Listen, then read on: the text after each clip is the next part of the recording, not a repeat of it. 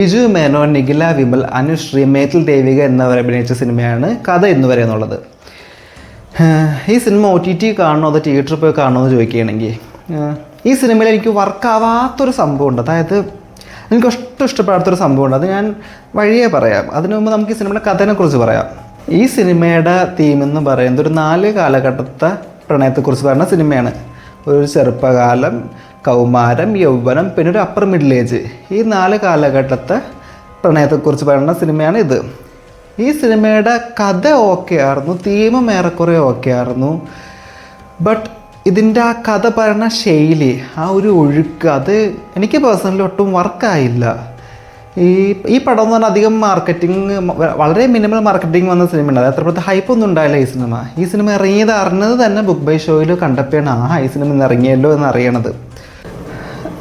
ഇതിലെനിക്ക് ഒട്ടും വർക്കാവാണ്ടിരുന്ന ഭാഗം എന്ന് പറയുന്നത്, എനിക്കൊട്ടും ഇഷ്ടമാണ്ടിരുന്ന ഭാഗം എന്ന് പറയുന്നത്, ഈ സിനിമ ഈ ക്ലൈമാക്സ് അടക്കം ഒരു ഫീൽ ഗുഡ് ആയിട്ടാണ് ഈ സിനിമ എൻഡ് ചെയ്യാൻ ഉദ്ദേശിക്കുന്നത്.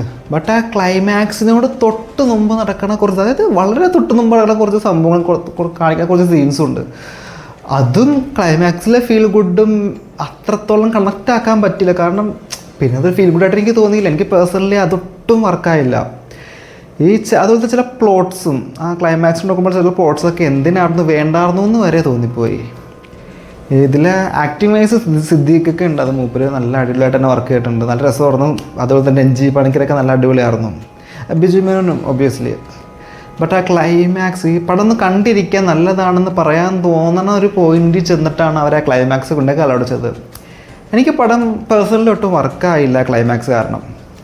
അതുകൊണ്ട് ഞാൻ പറയണ്ടെങ്കിൽ ഈ സിനിമ നമുക്ക് OTT വരെ വെയിറ്റ് ചെയ്യാന്നേ പറയുള്ളൂ. കാരണം ഇൻ കേസ് ഇനിയിപ്പോൾ ഓക്കെ കുഴപ്പമില്ല, ഒരു സിനിമ കാണാം, വിഷയമില്ല എന്നാണെങ്കിൽ നിങ്ങൾക്ക് പോയി കാണാം. ഫണ്ടർ വിഷയമില്ലെങ്കിൽ നിങ്ങൾക്ക് നേരെയായിട്ട് പോയിട്ട് ഈ സിനിമക്ക് ടിക്കറ്റ് എടുക്കാം. കാരണം കണ്ടിരിക്കാം, ബട്ട് അത്രത്തോളം സാറ്റിസ്ഫാക്ഷൻ കിട്ടുകയില്ല ഈ സിനിമ കാണുന്നതുകൊണ്ട്. കാരണം ആ പ്ലോട്ട്, ആ വന്ന രീതി, ചില സ്റ്റോറി ചിലതായിട്ട് കണക്ട് ചെയ്യുന്ന ഭാഗങ്ങളൊന്നും അത്ര വലിയ വർക്കൗട്ടായിട്ട് എനിക്ക് തോന്നിയില്ല.